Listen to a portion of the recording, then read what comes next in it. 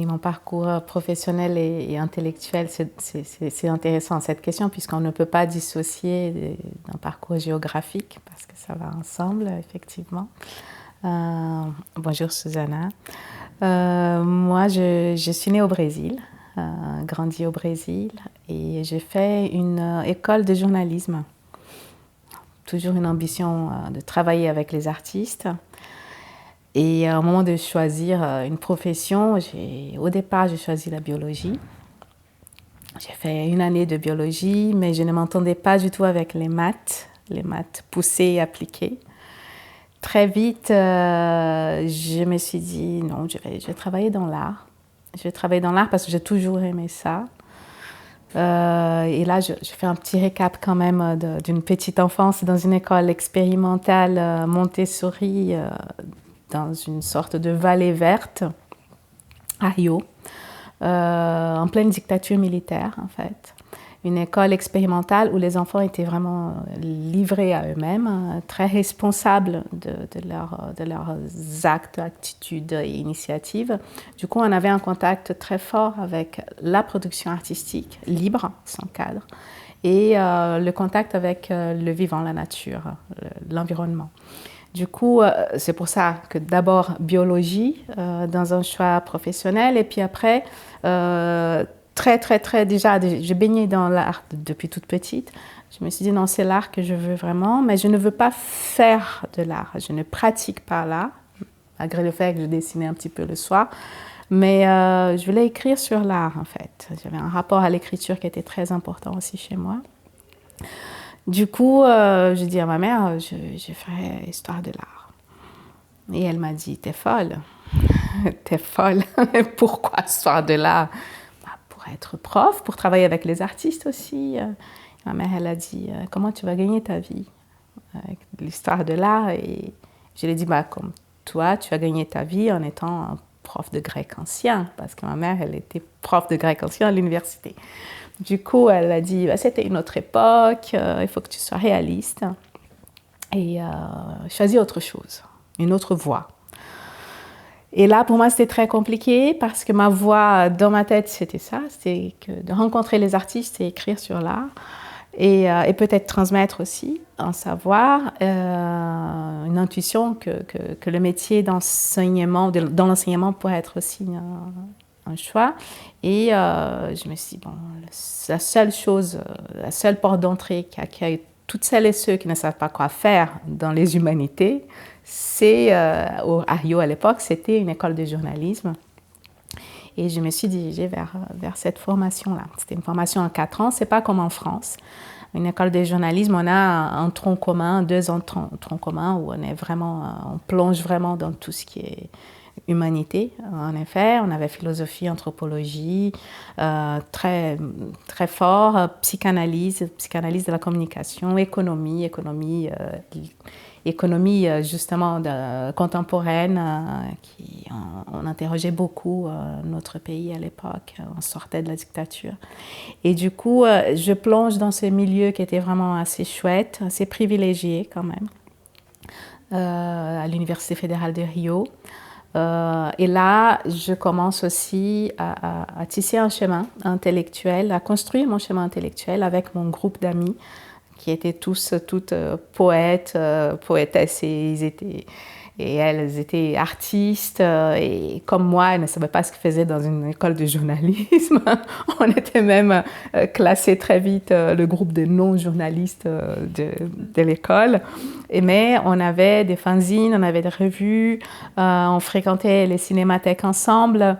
Et on a commencé aussi à fréquenter le musée d'art moderne de Rio, qui disposait de petites salles où il y avait des réserves pour des artistes. À l'époque, c'était des artistes contemporains qui venaient de mourir, soit qui étaient toujours là, mais qui étaient déjà âgés. Et on parcourait ce musée d'art moderne entre les expos et les réserves. On avait vraiment une sorte de carte blanche. On arrivait à 5. On disait on est étudiant et on nous ouvrait les portes. C'est comme ça qu'on a connu une salle qui était consacrée à une artiste qui a marqué ma vie, qui s'appelle Lygia Clark. on entrait dans cette salle, non seulement on touchait ses œuvres, parce qu'il y avait le côté conservation, je ne sais pas comment il faisait, mais alors Ligia, elle a conçu quand même énormément d'œuvres qu'on devait porter et manipuler, et on les manipulait avec beaucoup de respect, bien sûr, et on avait des photos complètement dans les œuvres de Ligia Clark, dans une petite salle de la réserve. Et c'est comme ça qu'on a commencé à tisser notre chemin, parce que ce sont mes amis jusqu'à aujourd'hui. Aujourd'hui, pour la plupart, ils sont chercheurs, enseignants-chercheurs à l'université. Mais on s'est dit, alors, quand on aura l'occasion, on fait un travail sur l'art. Du coup, en philosophie, on a fait un travail sur l'art. En psychologie et psychanalyse de la communication, on a fait un travail sur l'art. Quand on avait des films à faire, parce qu'on était aussi dans cette perspective d'une formation vraiment plurielle, et du coup, on a fait radio, cinéma, télé, on a tout fait. On détestait la télé, mais on a adoré le cinéma. Du coup, on faisait des courts-métrages liés à l'art, et ainsi de suite. Les reportages étaient sur l'art. Du coup, on a fait une sorte, on a créé un parcours universitaire un peu à la carte, si je peux dire, où on a approfondi certains sujets, et surtout, en étant là au musée d'art moderne, presque toutes les semaines on y allait, j'ai commencé aussi à fréquenter certains cours d'histoire de l'art qui étaient dispensés par des artistes et par des historiens, historiennes de l'art, dont un qui s'appelle Ricardo Basbaum. Et Basbaum m'a fait les premiers cours sur l'art moderne, en fait, global, très européen. À l'époque, on était très, très, très tourné vers l'Europe encore, un regard qui cherchait cette légitimité venant de l'Europe, dans un Brésil, justement, qui cherchait vraiment à s'aligner sur tout ce que se produisait dans l'hémisphère nord. Du coup, on a eu des cours d'art moderne assez incroyables, et c'est là que les bases de ce que je suis aujourd'hui ont été vraiment posées, bien sûr avec cette expérience de petite enfance dans une école expérimentale, mais les bases intellectuelles à cette université de Rio entre 93 et 97 pendant mon cours de journalisme. Alors, du coup, je sors de cette formation, je sors journaliste. J'ai fait des stages en tant qu'attachée de presse, mais toujours dans une maison d'édition, dans un lieu lié à la production intellectuelle. J'ai beaucoup travaillé pour les petits journaux universitaires pour parler de l'activité des étudiants, des activités des labos de recherche. Entre deux, je faisais aussi un stage dans un labo de recherche spécialisé dans la philosophie grecque du 5e siècle avant Jésus-Christ. J'ai appris un peu le grec ancien parce que ma mère elle enseignait aussi. Et du coup, c'était une formation très plurielle, mais très ouverte à beaucoup de choses. Et je pense qu'aujourd'hui, je suis vraiment toutes ces petites pièces de ce grand puzzle, parce que tout ça me revient à chaque fois quand je suis dans mes missions, qu'elles soient des missions très pragmatiques et administratives, ou qu'elles soient des missions humaines aussi, parce qu'on a des missions qui sont très humaines, ou des missions liées à l'artistique. Du coup, ça, c'est une première phase de mon parcours, alors que ça se termine en 97, et c'est là que je viens en France. J'ai 23 ans et je ne supportais plus être au Brésil. Pour plusieurs raisons. Je pense que surtout parce que quand on est jeune, on ne veut plus rester chez soi aussi, certains. Et je voulais partir de chez ma mère. et j'ai eu l'opportunité, via une rencontre amoureuse, de venir en France pour lancer une deuxième partie de mon histoire. Alors pourquoi l'Europe et pourquoi la France ? La France, elle a toujours été là, en fait, aussi. Mon père, alors je parle très peu de mon père, c'est un homme absent, mais il a existé pendant très longtemps dans mon histoire, bien sûr, c'est mon père. Il s'est auto-exilé pendant la dictature brésilienne, il s'est auto-exilé à Paris. Il était étudiant en médecine, en fac de médecine à Rio. Il a été détenu, il a disparu pendant 15 jours. Il est parti, comme à l'époque on faisait, avec tous ceux et celles qui aidaient le mouvement contre le coup d'État contre les militaires. Mon père, il a été emprisonné, il a disparu, et du coup, suite à ça, il a eu ce besoin de partir. Il a eu l'opportunité de venir à Paris pour poursuivre ses études en fac de médecine à Paris pendant 1 an. Et là, il a vécu avec ma mère à Paris pendant 1 an et demi. Et ces histoires-là, bien sûr, je les ai à l'oreille depuis toute petite. Ma mère écoutait beaucoup de chansons françaises. J'ai baigné dans la chanson française quand j'étais petite. Je rigole un petit peu parce qu'on se faisait toujours des blagues. On disait « Oh, mais c'est pas bon ça » quand on était petit. Mais ça nous a complètement marqué. Et mes parents, ils faisaient des allers-retours en France parce qu'ils avaient beaucoup d'amis ici. Et pendant les vacances, ils faisaient des vacances à tour de rôle. Lui, il partait 1 mois, elle partait 1 mois après, toute seule. Et ils venaient très souvent ici à Paris. Et des amis parisiens qui venaient chez nous aussi à Rio. Du coup, bien sûr, cette culture, elle a toujours été là. J'ai toujours appris un petit peu le français, soit en Alliance française, soit à l'école. Et c'était une langue qui ne m'était pas très étrangère. Je ne la maîtrisais pas du tout quand je suis arrivée ici, mais je parlais plutôt l'espagnol et l'anglais. Mais le français, c'était une culture. La culture française, elle était toujours présente chez moi.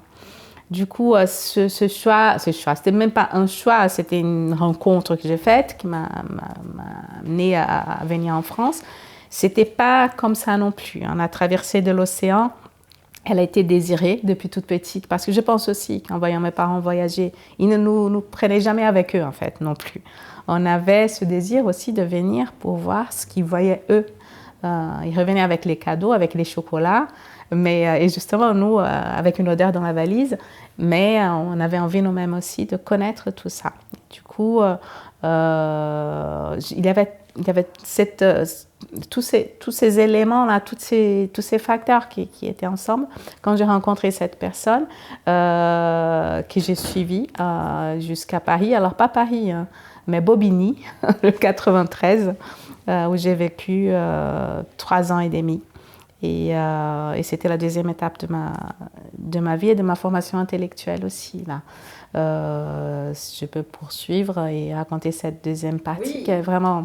Alors c'est là où il y a une formation en tant qu'adulte en fait finalement. Je suis arrivée à Paris et justement très vite, à l'époque on avait à peine, Internet venait de naître en fait. On avait très peu de contact avec cette mondialisation telle qu'elle s'est établie juste après. On ne parlait pas justement tant que ça d'un rapport à l'hémisphère nord et de cette traversée de l'océan comme quelque chose de... Je vais chercher un peu ce continent d'où on vient aussi quand on est américain, quand on est brésilien et quand on est colonisé. Et je n'avais pas ça à l'esprit vraiment. Je venais vraiment chercher le modèle. Et le modèle pour moi était un modèle aussi intellectuel très fort, c'est-à-dire la philosophie française, l'esthétique française, les artistes européens, mais pas les artistes européens d'aujourd'hui, les artistes européens justement modernistes.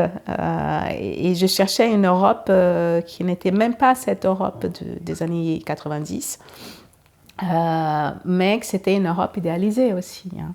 Et du coup, idéalisée aussi intellectuellement. Du coup, je viens ici avec très peu de moyens, vraiment très peu de moyens. Ma mère, elle m'a dit, bon, je ne te finance pas. Si tu pars, tu trouveras un travail, tu te débrouilles, mais je ne pourrai pas te financer ta vie. Du coup, j'arrive et je fais beaucoup de petits boulots, mais je commence aussi à travailler en tant que journaliste pour les journaux brésiliens, pour la presse brésilienne installée à Paris. Il y avait une sorte de diaspora journalistique à Paris. Ils m'ont adoptée, j'étais la plus jeune. Et du coup, je fais beaucoup de presse écrite. Mais je faisais tout, en fait. Je faisais culture, mais je faisais beaucoup de sport aussi. Je faisais économie. C'était très dur de faire économie. Et pendant 2 ans, j'ai fait pigiste en journalisme, jusqu'à faire aussi d'autres petits boulots un peu. Il y avait Coupe du Monde, on vendait des bières parce qu'on était des jeunes brésiliennes et il y avait des restos qui nous invitaient à travailler pour eux. On a commencé à travailler avec un groupe de jeunes aussi, moi, et un groupe de jeunes que j'ai connu à Paris à cette époque. Tout le monde en train d'apprendre le français et en même temps, ça me travaillait beaucoup, le fait d'être journaliste, chose que je n'avais jamais voulu être et qui me faisait mal. Parce que le journalisme à cette époque-là était un journalisme qui était intéressant. C'était encore du journalisme que j'apprécie même. Mais on avait un rapport à notre rédacteur en chef qui nous disait bah, tu as fait ça, mais là, je ne mets pas ça, je ne mets pas ça, je ne mets pas ça. Là, tu as dit du mal du pays, du Brésil, en faisant une comparaison avec la France. Tu n'as pas le droit de dire du mal de ton pays. Du coup, Fabiana, ce texte, il passe à cet endroit-là, à cet endroit, à cet endroit-là, et tout le reste, on vire. C'est-à-dire que demain, tu verras ton texte, c'est un autre texte publié, ne t'étonne pas. Et ça a commencé à me faire mal, ça a commencé à me faire violence, de ne pas pouvoir non plus choisir les véhicules de presse pour lesquels je travaillais. Je faisais ça parce que j'avais besoin de gagner de l'argent. En même temps, ça me formait, puisque je rencontrais beaucoup de gens. J'ai rencontré des personnalités. Quand j'ai fait la Coupe du Monde, j'ai rencontré Platini autour de la table. J'ai fait Roland Garros avec le champion brésilien de l'époque. C'était très drôle.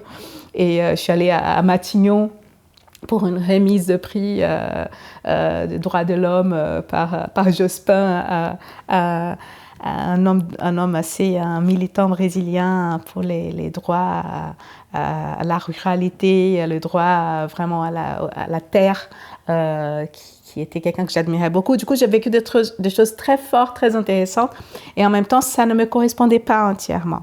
Je ne voulais plus rester à cet endroit-là en tant que professionnelle. Et alors, du coup, j'ai opéré une rupture qui était quand même complète et totale. J'ai rompu la relation amoureuse, qui bien sûr ne fonctionnait pas, j'étais trop jeune. Et j'ai rompu aussi avec cette obligation d'être journaliste parce que j'étais compétente pour. Et finalement, j'étais très compétente pour, mais je ne voulais pas faire ça. La seule chose qui m'intéressait dans le journalisme, c'était la radio. Et j'ai fait très peu de radio en France. Et du coup, je me suis dit, je vais me former, je vais continuer de me former, je vais faire un master. Et j'ai commencé à chercher. J'ai essayé quand même des masters qui n'ont pas... J'ai essayé d'assister à des cours. J'allais dans des cours à Paris 8, à Paris 1, pour voir ce qui était pour moi le plus intéressant. Ça ne fonctionnait pas et je suis tombée sur un master d'esthétique et sciences de l'art à Paris 1 qui m'a intéressée. Et j'ai envoyé mon dossier, j'étais prise à l'époque, et c'est là que ce que je suis aujourd'hui a été vraiment posé. J'ai fait un master en esthétique tout en faisant une étude à partir d'un artiste brésilien, de l'œuvre d'un artiste brésilien qui s'appelle Walter Sucaldas. J'ai fait une étude sur le désir et le tableau. Alors, ça c'est très européen comme sujet.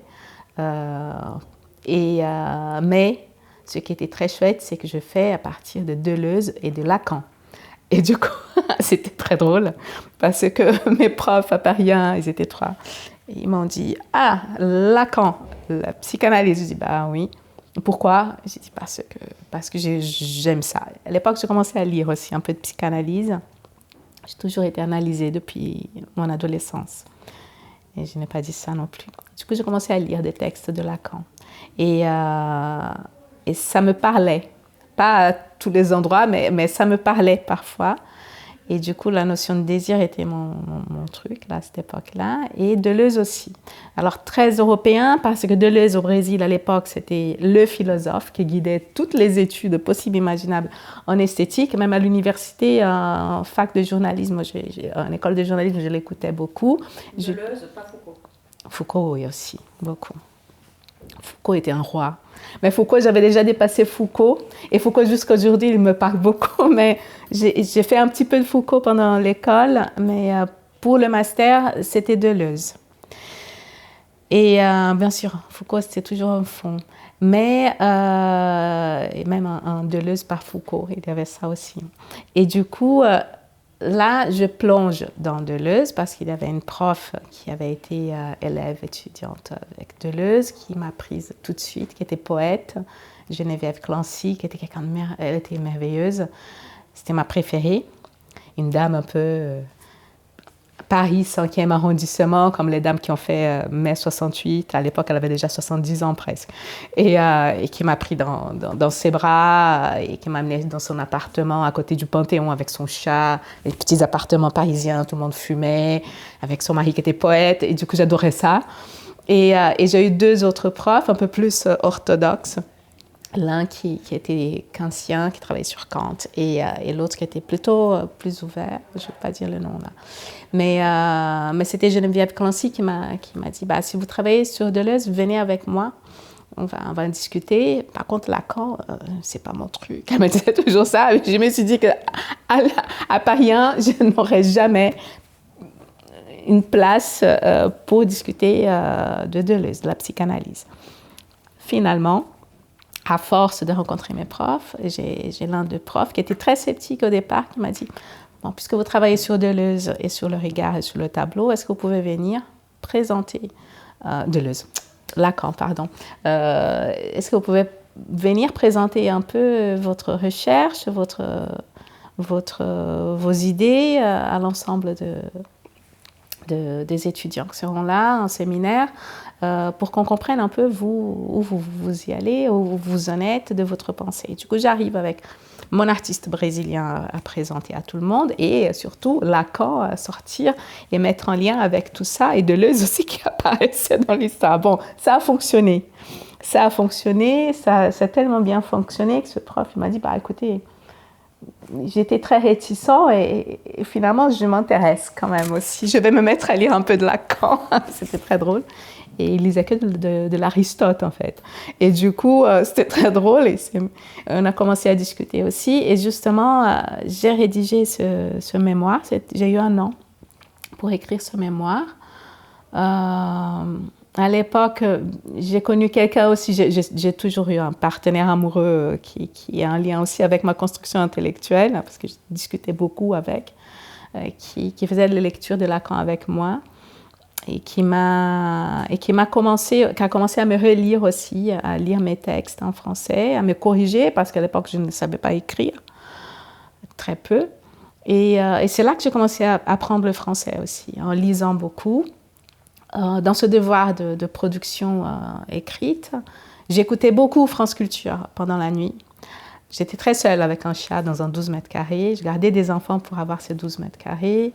Je travaillais beaucoup à côté, un petit boulot. Je restaurais des objets d'art. Je faisais du bois doré. J'ai appris avec un groupe de frères juifs tunisiens qui travaillent au marché aux puces de Clignancourt. Ils m'ont appris à faire de la dorure sur bois, vraiment à la feuille, une technique qu'ils ont apprise vraiment d'une manière presque autodidacte, mais ils étaient très forts.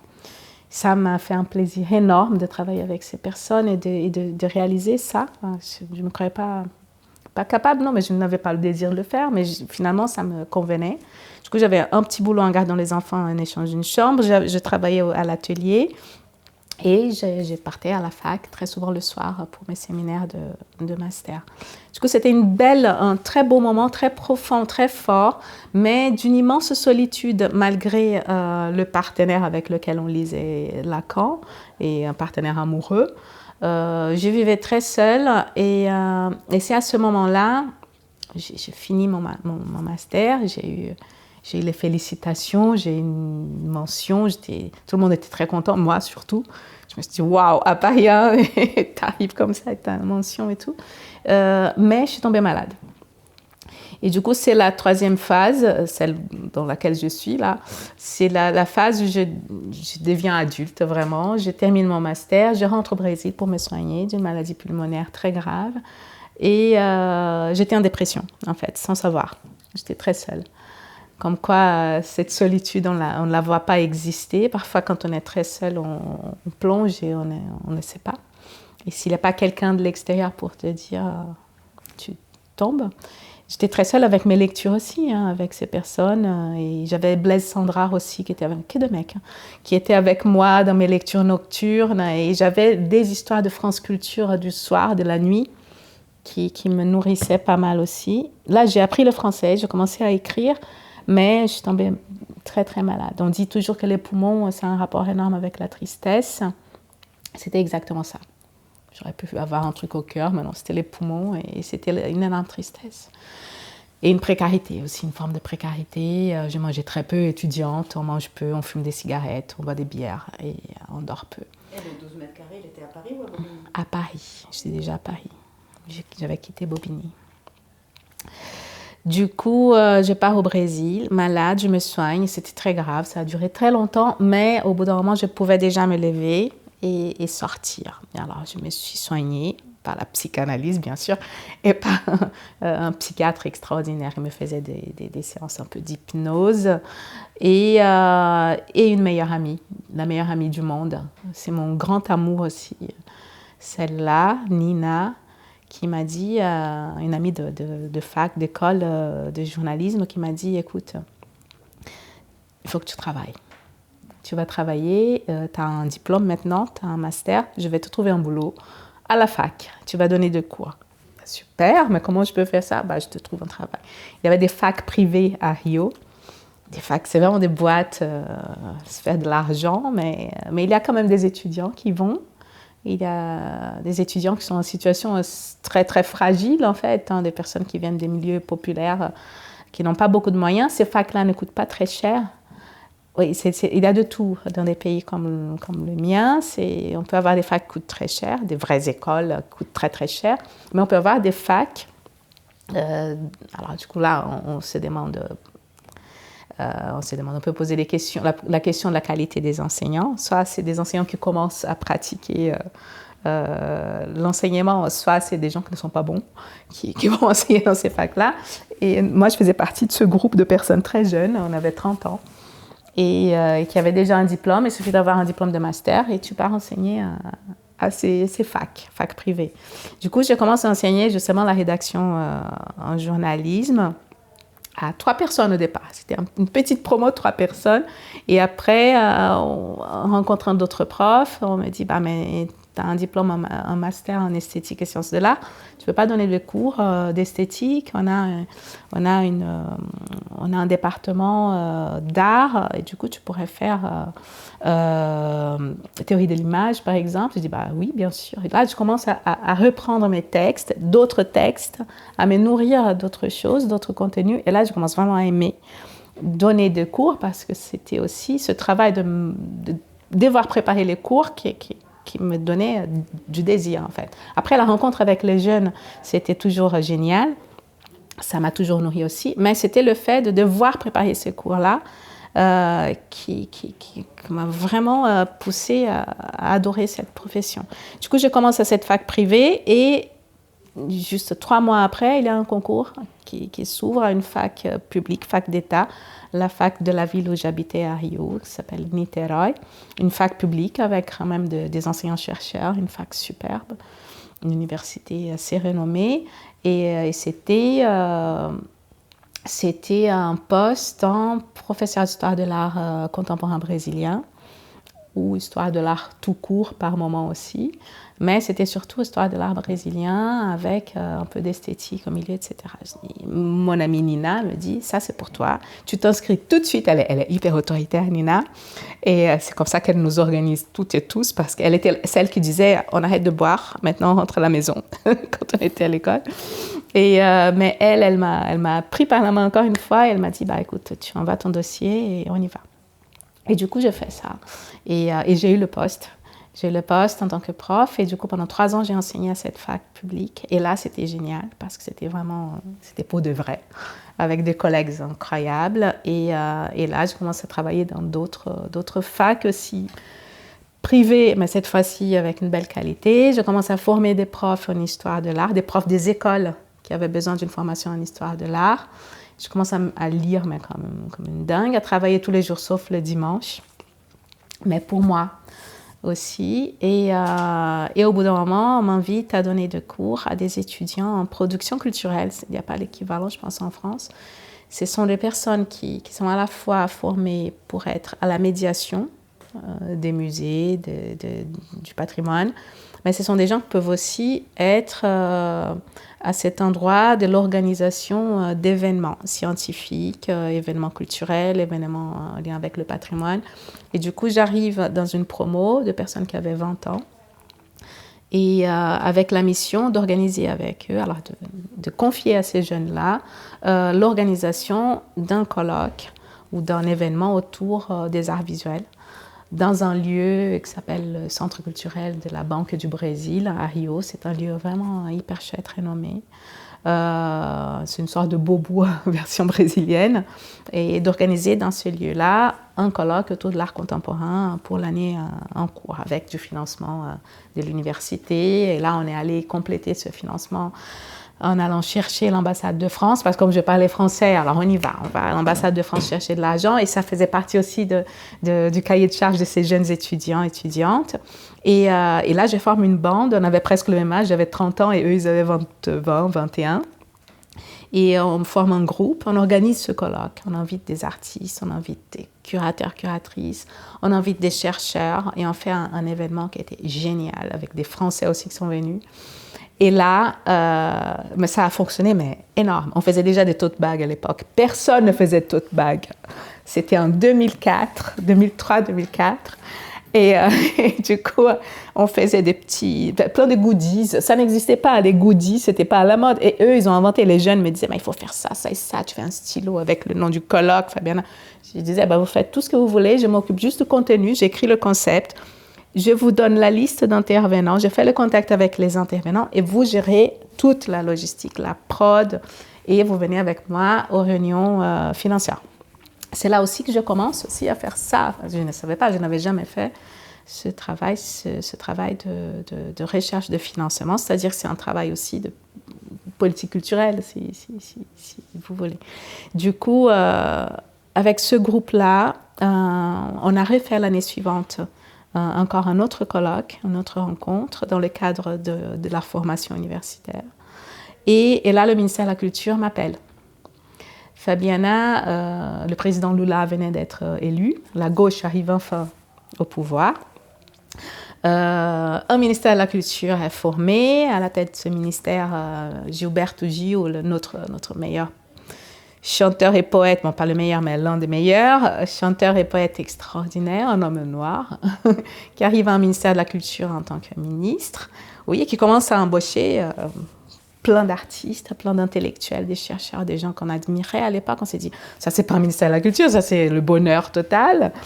Et là, quelqu'un du ministère m'appelle pour me dire, Fabiana, on a une agence, une sorte de fondation pour l'art contemporain au sein du ministère, et on souhaite à la fois organiser une étude sectorielle autour des arts visuels, sur les arts visuels, c'est-à-dire le pays il est immense.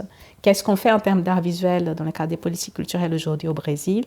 Comment on produit? Quels sont les besoins? C'est-à-dire un diagnostic sectoriel. Ça, on fait d'un côté. On voulait vous associer à ça, mais on voulait aussi vous associer à la création du premier prix d'art contemporain brésilien qui s'appelait Marc-Antônio Vilas, qu'on doit lancer l'année prochaine pour l'émergence, pour repérer des artistes émergents, etc. Du coup, j'étais à la coproduction de ce prix d'art contemporain. C'était une mission du ministère de la Culture qui a duré, c'était rapide, hein, c'était sur une année.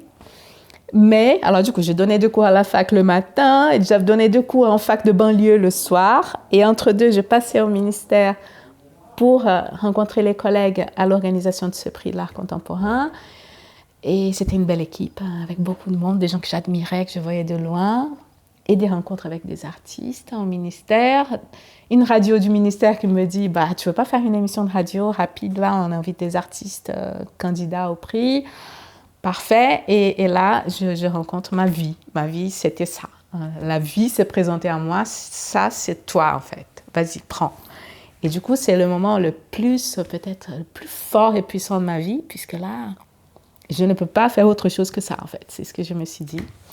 Travailler avec mes jeunes étudiants là, qui travaillent avec moi jusqu'à aujourd'hui. Aujourd'hui, ils ont 40 ans, moi j'ai 50.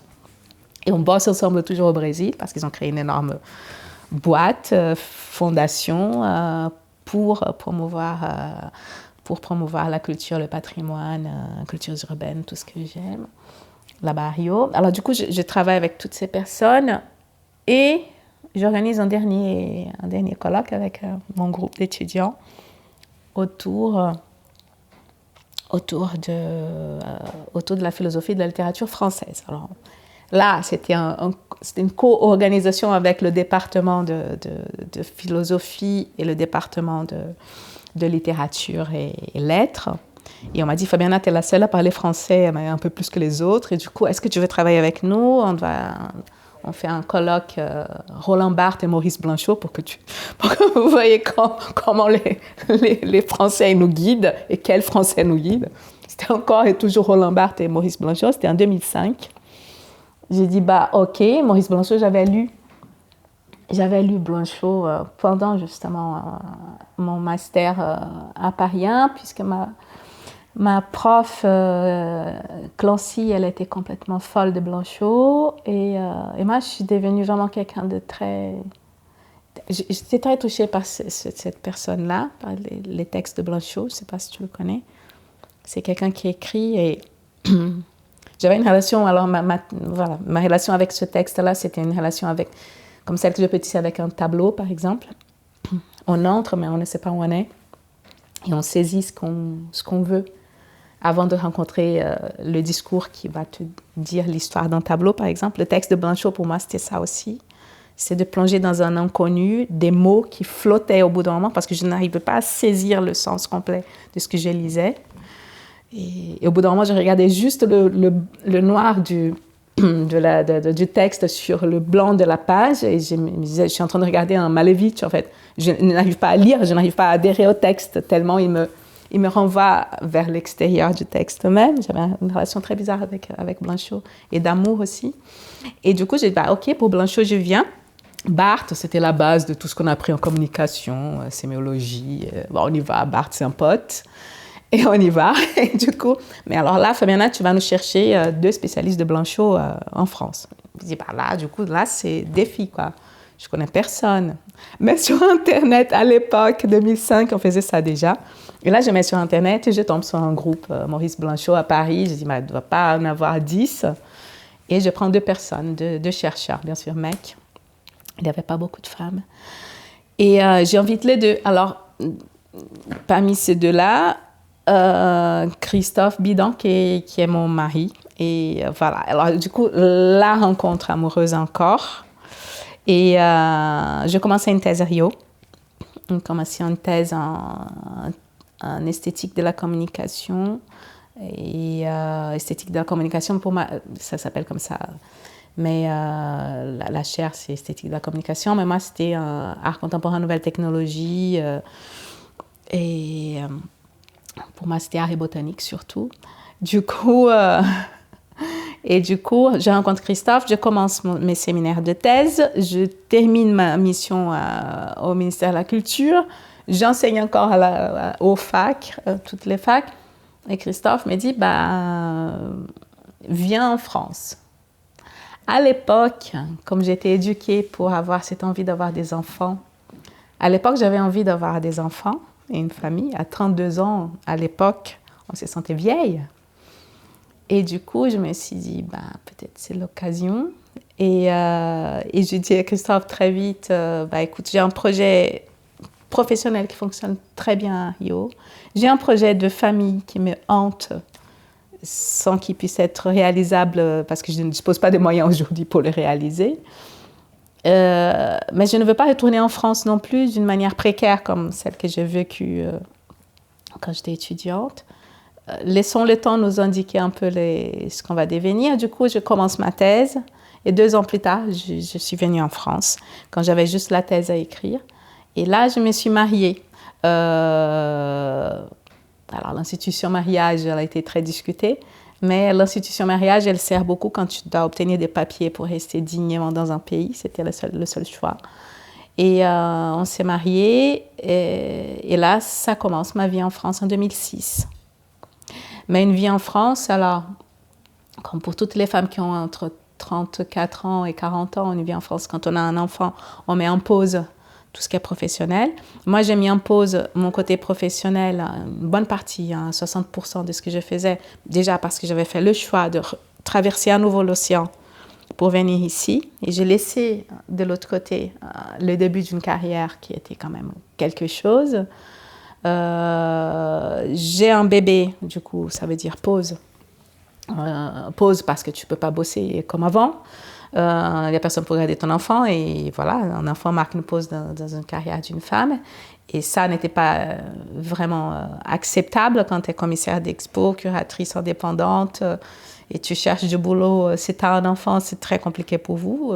Comment vous faites pour aller au vernissage? Comment vous faites pour partir en résidence? On ne peut pas vous accueillir avec un enfant. Et du coup, j'avais la thèse en plus à écrire. Du coup, belle pause professionnelle, tout en gardant quelques allers-retours à Rio, à São Paulo, pour réaliser des expos. Je pouvais encore le faire. Lula était encore au pouvoir. On avait encore le ministère de la Culture et j'avais un réseau quand même assez fort à Rio. Du coup, j'ai construisais les projets depuis Paris et on les réalisait à Rio, beaucoup. J'ai fait un à Paris, dans le sens inverse, mais c'était surtout moi qui partais. Ça me permettait de garder le contact avec le réseau brésilien, de garder le contact avec mon réseau intellectuel et mes ambitions intellectuelles, continuer de lire. Mais ce qui me manquait beaucoup, c'était la transmission, ce cadre d'enseignement. Je me suis concentrée comme j'ai pu sur la thèse. Et ce n'est pas une thèse qui m'a marquée, vraiment pas. Pas du tout. Je l'ai faite. J'ai eu ma belle note, on a bien bossé malgré tout. Mais c'était pas une étape professionnelle et intellectuelle qui a marqué davantage ce que je suis, qui m'a construit davantage. Je pense que je suis restée dans ma trentaine quand j'avais 30 ans et que j'ai commencé vraiment à bâtir cette carrière. Mais la thèse, je l'ai soutenue en 2010. Et avec un espoir au départ de pouvoir enseigner en France. Ça n'a pas été possible en dehors d'un cours, des interventions en master, management culturel dans une école privée à Paris, un marché de l'art brésilien, ce que je faisais. J'ai fait ça pendant 4 ans. Je faisais ces interventions-là, mais ça ne me convenait pas du tout parce qu'il n'y avait pas de recherche. J'arrivais avec mes cours tout prêts et j'enseignais avec des jeunes avec lesquels je ne tissais aucune relation. Très peu de jeunes qui venaient me chercher après parce qu'ils travaillaient sur l'art latino-américain. Ils avaient une intention un peu plus profonde par rapport à ces secteurs-là. Sinon, c'était juste, je venais, je faisais mes cours sur le marché et j'ai montré quelques artistes et je repartais. Ça a commencé à me provoquer une certaine frustration aussi. Et jusqu'au jour où on était à Paris, on était bien à Paris 20e, et jusqu'au jour où on quitte Paris, mon mari il a un poste à Amiens de professeur des universités, il était maître de conférence jusque-là, il passe professeur et il va à Amiens enseigner et il me dit, écoute, à Amiens on peut avoir une meilleure qualité de vie, les enfants vont grandir dans un autre environnement, etc. On tente Amiens. Amiens, cette ville de province, 160 000 habitants. Au départ, je n'ai pas trop réfléchi. J'étais au chômage et j'étais commissaire d'expo indépendante. Du coup, je me suis dit, je peux le faire à distance. J'avais un boulot à mi-temps dans une association de psychanalyse parisienne. Je pouvais faire ça aussi via télétravail. Et du coup, je me suis dit, on va à Amiens. Je prenais le train pour aller à Paris, soit travailler, soit voir mes expos. Du coup, le deal était ça, ok, on va à Amiens, mais j'irai à Paris quand je veux. Et je ne peux pas m'en passer. Il faut que j'aille voir mes expos, il faut que j'aille voir mes amis artistes et me nourrir. Ok, c'est ce qu'on a fait. En arrivant à Amiens, grand désert. Et ça a duré, c'était 2015, ça a duré 4 ans de désert total, parce qu'à l'époque, on n'avait pas une direction de la culture, on avait très peu de lieux dédiés à l'art, aux arts visuels. Et au bout d'un moment, je me suis dit, waouh, qu'est-ce que je fais ici? Bon, je vais sauter peut-être 1 ou 2 ans, mais au bout d'un moment, il y a eu un poste qui s'est ouvert. Un directeur qui arrive, un directeur de la culture, un changement de mandat politique, un directeur de la culture qui arrive avec un projet fort et qui commence à revoir justement ses équipes et qui s'est dit, jusque-là, la culture à Amiens travaille avec le tourisme et pourquoi pas associer, faire fusionner culture et patrimoine pour une fois. On ne sera pas loin du tourisme, mais développer ces deux registres-là ensemble. Et j'ai besoin d'une équipe qui puisse me permettre de développer mon projet. Et c'est là qu'il ouvre un poste chargé de mission art visuel. Et là, c'était drôle. On a été, bien sûr, ce poste-là n'existe plus. En 2019, ça n'existait déjà pas beaucoup. Et moi, je dis, regarde, Christophe, je dis, bah, écoute, je vais tenter quand même, je suis sûre que ça ne va pas marcher. Une Brésilienne qui arrive comme ça avec un parcours complètement atypique, qui n'est pas du tout fonctionnaire et qui tente sa vie en tant que chargée de mission dans une collectivité de province, qu'est-ce que ça va donner? Du coup, j'arrive à un entretien d'embauche et ça marche, mais comme disent les jeunes, de malade. Ça marche super bien. L'entretien, ça s'est super bien passé. C'est comme si on se retrouvait en fait avec mon directeur. Il me comprenait complètement. Et j'ai eu ce poste-là. La seule question, c'est que derrière art visuel, il n'y avait pas seulement l'art contemporain, les arts plastiques. Derrière art visuel, il y avait aussi la bande dessinée, c'est-à-dire l'édition aussi, puisqu'Amiens, c'est un territoire de bande dessinée. Mais du coup, par conséquent aussi livre et lecture. Du coup, je suis aujourd'hui la personne qui s'occupe de ça.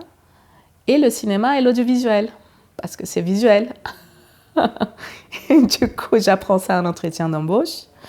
Et je leur dis, bah écoutez, ça ne s'éloigne pas trop de ma formation, justement, qui est assez atypique. Et ça ne me fait pas peur d'être la personne en charge de ces deux filières, livre et cinéma, puisque je suis formée pour aussi. Je ne me suis pas très éloignée de ça quand j'étais en formation en journalisme. Et pendant toute ma vie, je suis complètement dedans. On y va.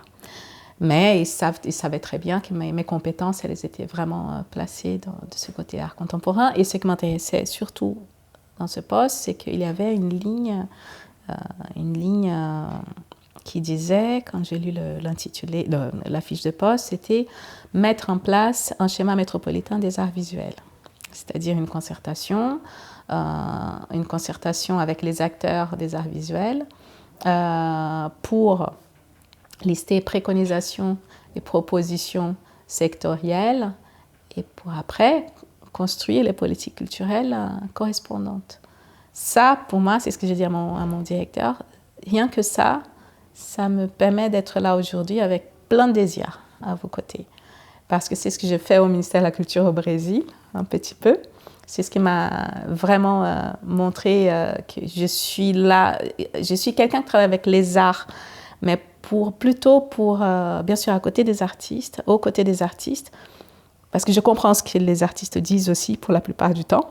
Quand je ne comprends pas, j'essaie de comprendre le plus possible, mais parce que les conditions de travail, les conditions professionnelles, c'est ce qui me tient à cœur, en fait, d'apporter des éléments permettant une amélioration de ces conditions-là. Et c'est forcément par la politique, par des textes qu'on rédige, et par les projets de loi, et par tout ce qui est réglementaire, et par surtout une pédagogie qu'on fait auprès de toutes ces personnes qui sont là dans la sphère politique, que cela est possible aujourd'hui. Moi, j'adore être à côté des politiques, qu'ils soient de gauche, qu'ils soient de droite, mais qu'on soit ensemble dans un objectif commun. J'adore ça. J'adore être dans cette persévérance de la pédagogie et dans ces stratégies aussi qui vont avec. C'est très stratégique aussi comme travail.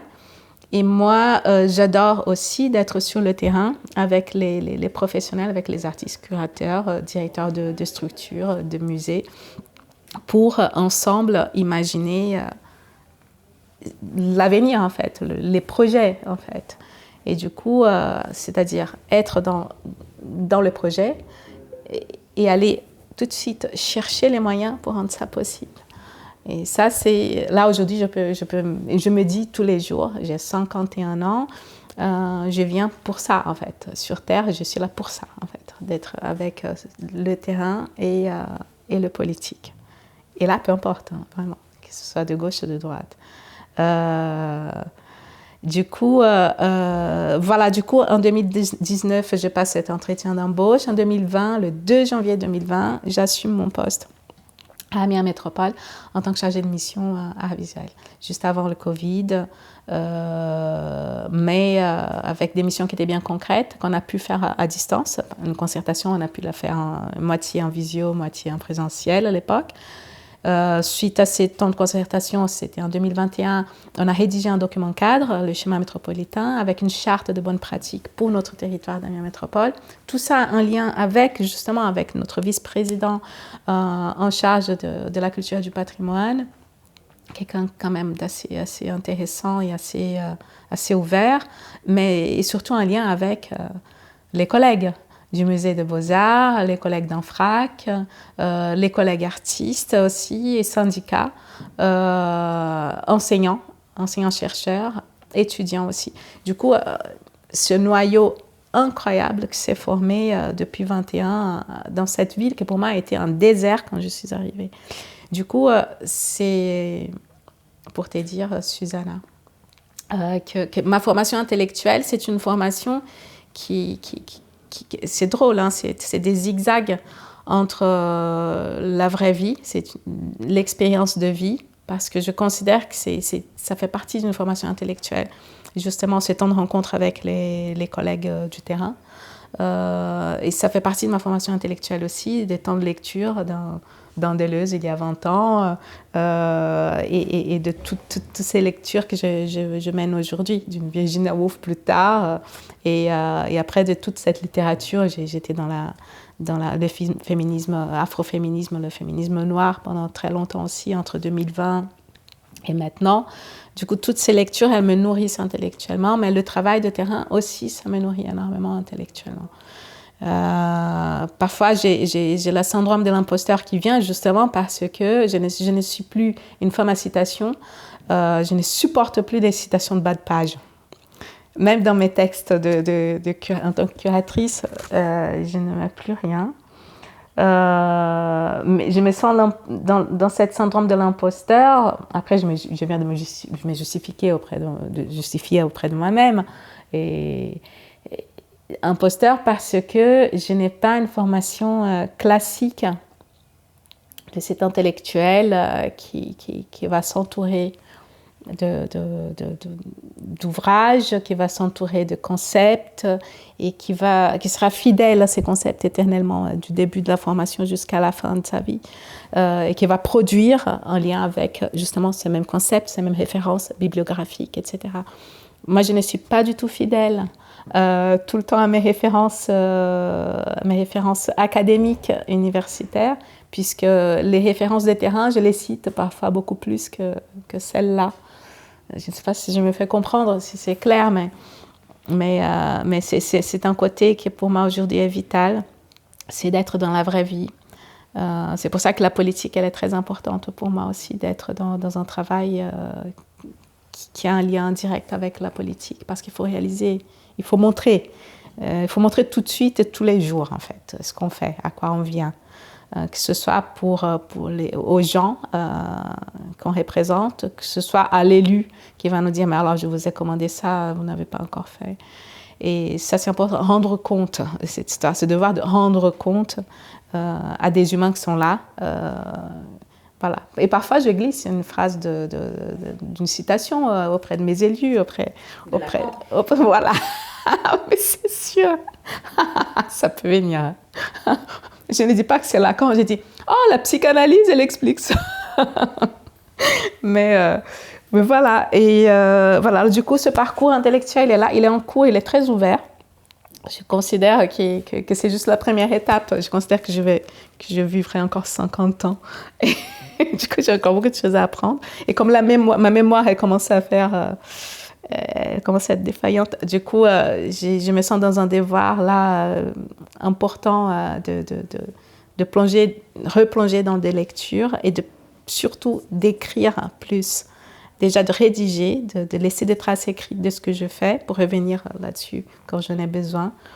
Et d'écrire aussi parce qu'il y a un moment où tu arrives à un état même de maturité. Et il y a un moment où tu dois vraiment assumer aussi que tu portes des compétences. Et écrire parce que écrire, c'est aussi inscrire quelque part et laisser. Et inscrire, c'est essayer de mettre racine quelque part. Donc on parlait justement du rôle de la psychanalyse dans ce parcours et de ce que Lacan peut apporter à des non-francophones de naissance. Comment c'est possible? Comment ça se joue? Tu parlais justement des pratiques curatoriales, de la tienne en particulier. Que vient faire Jacques dans cette galère? Alors, Jacques, parfois on a tendance à oublier Jacques, hein, et on garde ce que Jacques a créé comme outil qui nous sert. Et franchement, moi je considère que la psychanalyse c'est un outil. C'est un outil, et quand je parle d'outil, c'est que via cette pratique de l'écoute, moi j'exerce mon travail de curatrice par exemple. Alors comment on passe notre temps avec un artiste, très souvent pour nous c'est dans son espace à lui, à elle, comment on passe du temps avec cette personne de manière à essayer de comprendre son discours à propos de son travail. Parfois, l'artiste et elle, ils sont demandeuses de comment dire, je ne sais pas si tu t'es déjà confronté à ça, mais parfois j'entre dans un studio, dans un atelier d'artiste, et l'artiste me dit j'ai des énormes difficultés de parler de mon travail. Ok, il n'y a pas de formule magique, chaque personne est une personne, chaque personne a une manière de s'exprimer. Ils s'expriment déjà, elles, par leurs œuvres, leurs travaux. Après, rédiger un texte sur ton travail, c'est peut-être pas c'est ce que j'ai dit, hein, c'est pas ton rôle. Mais je veux quand même pouvoir parler et mieux parler de mon travail. Et du coup, là, c'est là que la psychanalyse en tant qu'outil, elle me sert beaucoup. C'est que la meilleure manière de te connaître, c'est en t'écoutant aussi, en t'écoutant parler. Et du coup, ce que je fais très souvent avec mes interlocutrices artistes, c'est leur renvoyer leur propre discours. Et du coup, d'écouter et d'utiliser vraiment cette petite méthode qui c'est de répéter. Et de continuer et de prendre ces paroles comme objet entre nous, un objet qui va me servir parce que certainement j'aurai un texte à rédiger à un moment et que certainement va le servir aussi à cette personne qui veut mieux exercer déjà la question déjà rhétorique ou purement de la forme de parler, de bien parler, mais aussi de comprendre aussi et d'approfondir en fait son propre discours. Du coup, pour moi, la psychanalyse aujourd'hui, elle me sert à ça, vraiment. Et quand je parle de clinique, c'est pas juste cette clinique, c'est pas juste cette écoute, parce que je vais jusqu'au bout, c'est que la psychanalyse en tant qu'outil, ça a une finalité aussi, parmi d'autres si on veut, mais la finalité d'apporter du soin, quelque part. Cette fameuse cure qu'un jour peut arriver ou pas, peut être dite ou pas, peut être actée ou pas. Mais là, on est dans un processus de cure, parce qu'on est curateur, et de soin, d'apporter soin non seulement à l'autre, mais porter soin au travail de l'autre. C'est une manière d'être dans le respect de l'autre. Pour moi, c'est ça. Quand la psychanalyse, elle nous sert en tant qu'outil, c'est que la psychanalyse aussi, elle va nous montrer que la parole peut apporter du soin et qu'on peut être dans une situation de respect qui coûte cher, voilà, tout en écoutant l'autre et tout en ayant comme objet entre nous peut-être de l'argent, mais de la parole, du discours, uniquement. Les discours, ça vaut beaucoup. Du coup, c'est ça. Pour moi, la clinique, dans la pratique curatoriale, elle peut être exercée de cette manière-là. Et c'est comme ça que je fais aussi. Je n'ai jamais changé. C'est d'écouter. Mais il y a vraiment là-dedans aussi toute ton expérience, comme tu dis, les rencontres, les liens, les aventures personnelles, la formation émotionnelle. Il y a de la maïeutique dans le fait d'écouter, d'accoucher les gens d'eux-mêmes, mais ton expérience transcontinentale, interraciale, interculturel. Tu es traductrice aussi, tu voyages, tu fais voyager des concepts, tu fais voyager des idées. Comment ça se passe? Comment tu vois ça? Tout à fait. Alors, effectivement, toutes ces expériences et toutes ces compétences qui ne dépendent même pas de nous, on les porte parce qu'on est né avec, on les transforme même en compétences. Ça peut être vraiment des raisons pour être dans la souffrance, mais si on transforme en compétences, ça devient les questions justement liées à cet héritage afro-descendant et indigène aussi, autochtone. Descendant, ça m'apporte beaucoup de choses. Le fait d'être dans ce mouvement permanent de traverser, non, d'un lieu à l'autre, ça m'aide beaucoup. Et effectivement, au moment où je suis avec les artistes, tout cela émerge et tout cela m'aide beaucoup. M'aide beaucoup. C'est pas que ça m'aide beaucoup, mais ça facilite beaucoup la compréhension déjà. La compréhension c'est drôle, ça me fait penser, je change beaucoup de sujet parce qu'il y a des idées qui viennent quand je touche à certains concepts, mais effectivement, on me dit, tu es trop patiente, tu écoutes beaucoup les gens et tu n'es pas très pragmatique par moment, tu fais trop confiance aux personnes. Voilà, il y a ça aussi, il y a ça aussi, c'est ce bagage et ces compétences inhérentes à ce qu'on est, ça m'a formée de cette manière-là aussi. C'est une belle capacité d'écoute et de patience aussi, tout en étant très persévérante et anxieuse, mais là, l'anxiété, les gens ne voient pas trop.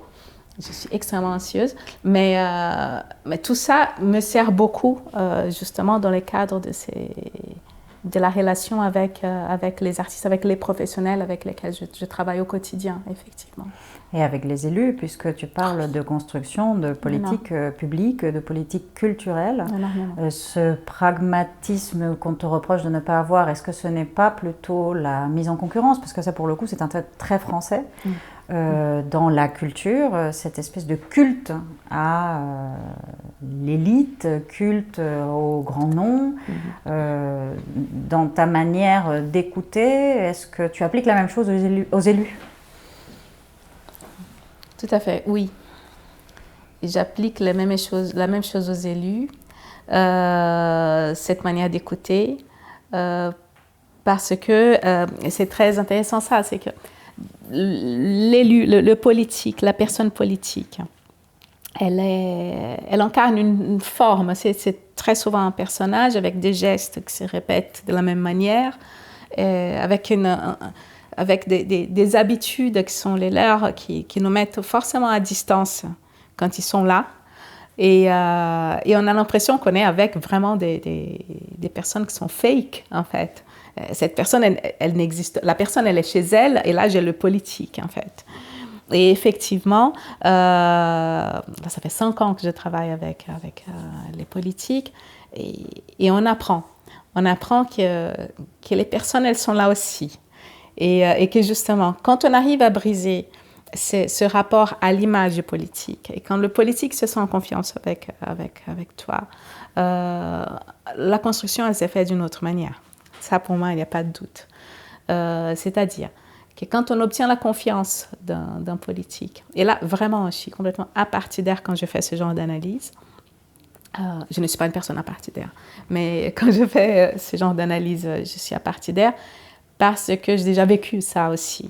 Entre l'image que l'élu va te transmettre quand tu commences à travailler avec et la personne que tu peux découvrir, pas tout le temps, hein, mais dans la relation qui te surprend parce que c'est forcément quelqu'un d'humain avec ses fragilités, avec ses désirs, avec ses préférences.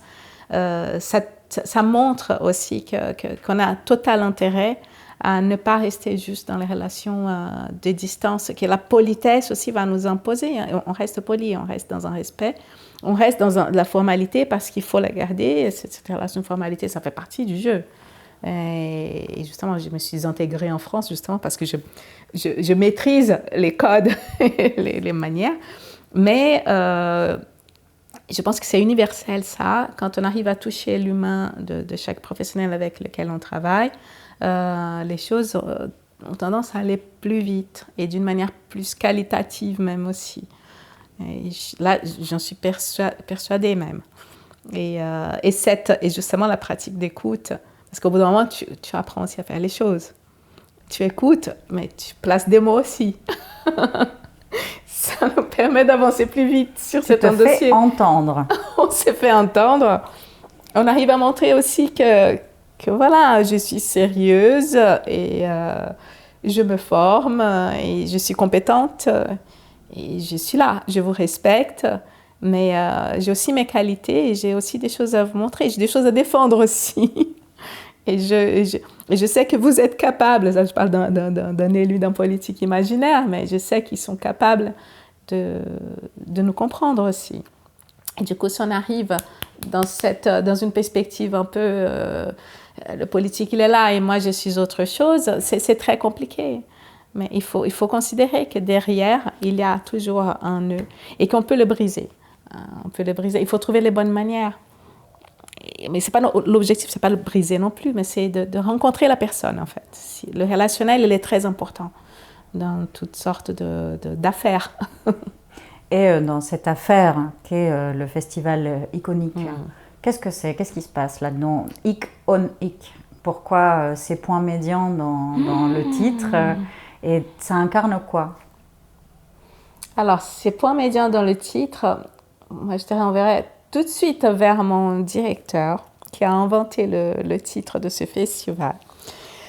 Il a un petit concept qui tient sur un paragraphe par rapport à cet intitulé d'Iconique, qui renvoie à l'expression latine certainement, mais iconique en fait, je pense que c'est le premier sens du mot.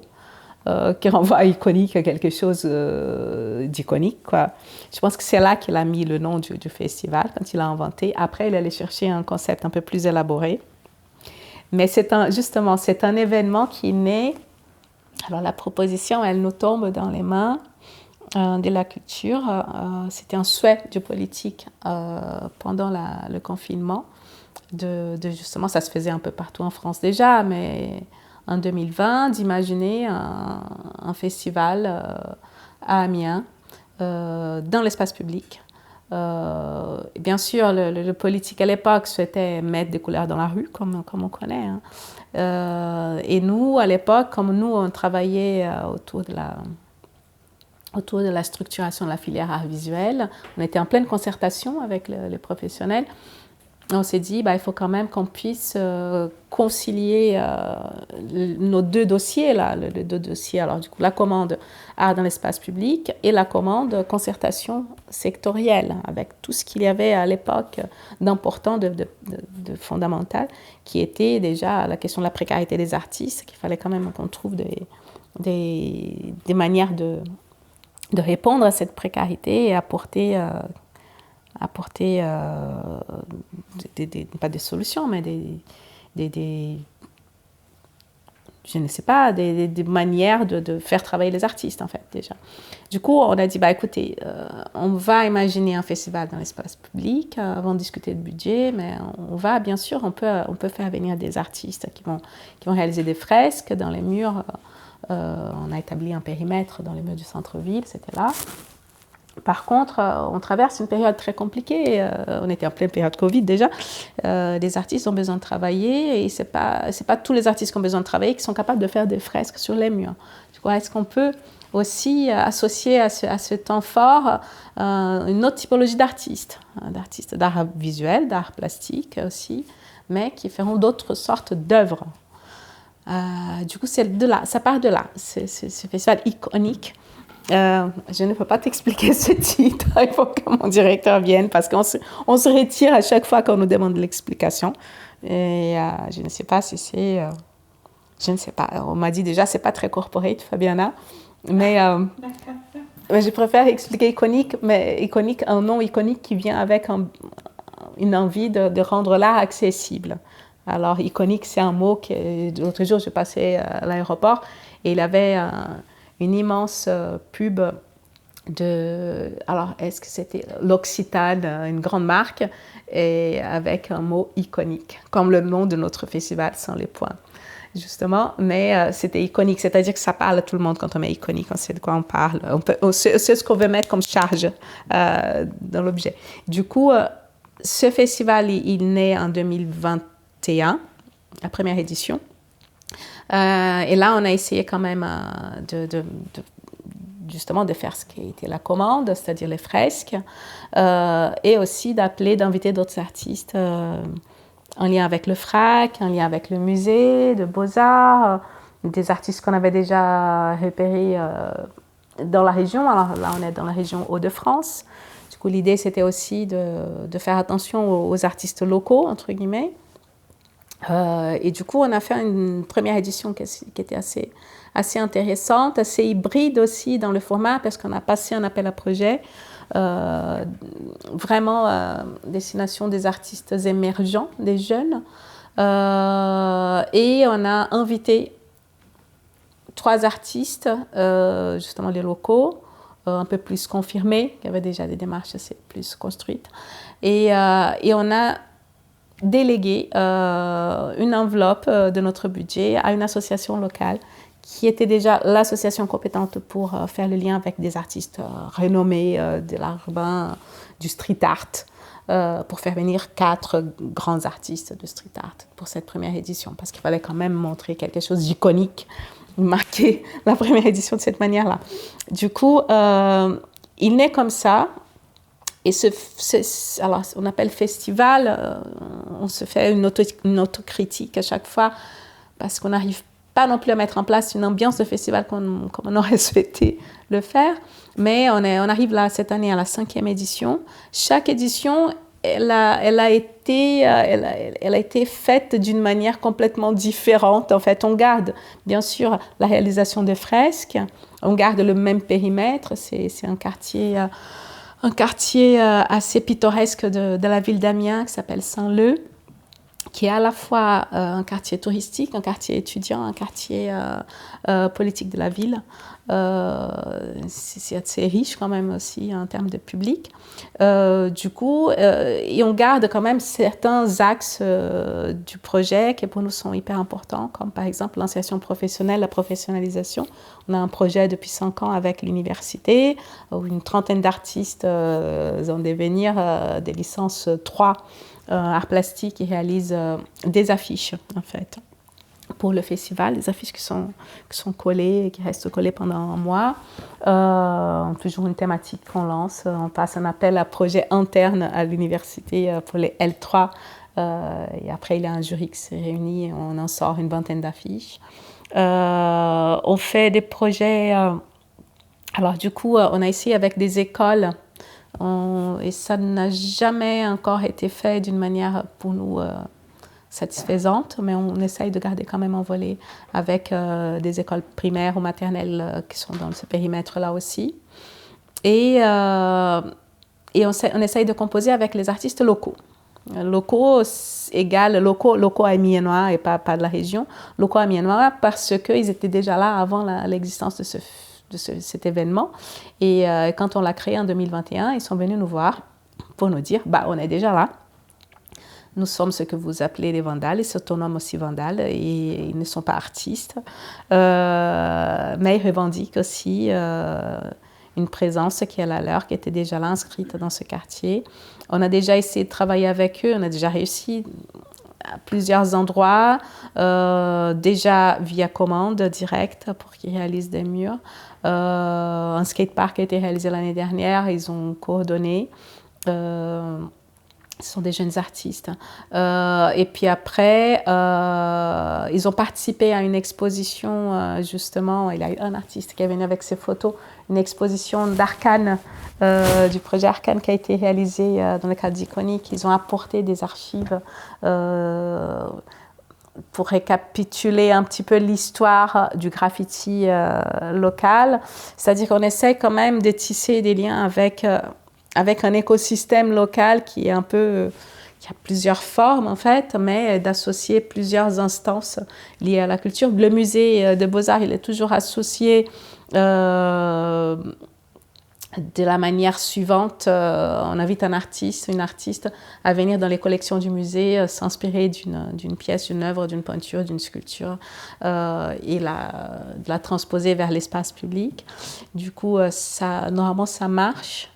Et on travaille avec l'Artothèque aussi. Nous disposons d'une Artothèque à Amiens Métropole qui possède une belle collection d'artistes d'art urbain, multiples en fait, des multiples réalisés. Du coup, on a une formule de base et puis après, il y a des éléments qui peuvent changer. Alors, la rencontre autour de l'art urbain, c'est aussi ce volet structuration, ce volet discussion, débat. Pour nous, ça a été toujours une évidence. Et depuis la première édition, on le fait. Et avec la Fédé de l'art urbain, on a tissé un lien assez chouette et ça se fait tous les ans. Du coup, on a un format qui fonctionne et on a des éléments qui peuvent changer, qui peuvent être renouvelés. Mais c'est un événement construit par plusieurs personnes issues de plusieurs services d'une collectivité. Et du coup, c'est pas toujours extrêmement facile, mais on essaye quand même de s'écouter, de se former aussi avec les collègues qui viennent de la communication, par exemple. Des collègues qui viennent du secteur centre, c'est le secteur qui s'occupe du quartier et qui vont nous apprendre plein de choses. On apprend beaucoup avec l'urbanisme réglementaire aussi, qui va nous dire ce qui est possible, ce qui n'est pas possible. Et l'architecte des bâtiments de France aussi, qui nous forme à chaque fois à ce qui est envisageable ou pas, aux questions patrimoniales. Et on essaie quand même aussi d'apporter de notre côté de nouvelles manières de faire. Parce on a tendance à immobiliser certaines choses, à figer certaines choses. Avec l'architecte, par exemple, d'essayer de dire que le collage, par contre, il ne va pas nuire, et qu'on peut décoller, on peut retirer les collages facilement après 3 mois d'événements et que ça ne va pas arracher la peinture forcément, et qu'on peut aussi envisager de repeindre le mur éventuellement qui est un peu blessé par un collage, et de construire aussi avec ces personnes qui ne sont pas forcément sensibles, qui n'ont pas une belle visibilité par rapport à ce qu'on fait d'habitude et qui parfois ne comprennent même pas le travail des artistes. On entend beaucoup en interne des collègues encore qui ne savent pas qu'on rémunère un artiste d'art urbain pour travailler, qu'un artiste d'art urbain, c'est un professionnel. Déjà, et j'ai écouté encore la semaine dernière, Fabiana, on est très déçus. On a invité une artiste de votre réseau à travailler avec nous dans le cadre des travaux qu'on fait dans une zone à côté du parc zoologique d'Amiens. Elle a décliné cette invitation. On ne comprend pas pourquoi. Je dis, mais est-ce que vous pouvez juste me dire quelles sont les conditions? Elle était déjà en résidence sur le territoire. Je dis, ok, ça c'est une chose. Et alors on l'a invitée, on a proposé le sol pour qu'elle fasse une belle peinture au sol. Et quoi d'autre? C'était déjà ça, on va mettre en visibilité son travail après. Ok, pour la peinture au sol, est-ce que vous avez proposé justement une enveloppe pour financer les frais liés à la peinture? Non. Alors non, et moins encore, la question de la rémunération n'était même pas envisageable. Ils ne savaient pas qu'il fallait rémunérer. Du coup, on forme aussi nos services, nos collègues d'autres services. C'est un grand travail et on le fait, mais on le fait aussi pour que l'édition suivante fonctionne d'une manière un peu plus fluide, éventuellement, et qu'on fasse un peu plus équipe entre nous aussi au sein de la collectivité. Mais c'est pas évident. Pas évident. Et est-ce que c'est ce réflexe on invite l'artiste, on lui donne de la visibilité, ça suffit, ça ne marche qu'avec les gens issus de l'art urbain, ou les gens issus de l'art contemporain sont traités, logés à la même enseigne? Et est-ce que cette distinction art urbain, street art, art contemporain a une pertinence pour le travail quotidien? Alors, Pour la première question, non, c'est artiste tout court, artiste plasticien tout court, qu'il soit artiste d'art contemporain, d'art urbain. La question de la rémunération, c'est pas acquis, hein, c'est pas acquis.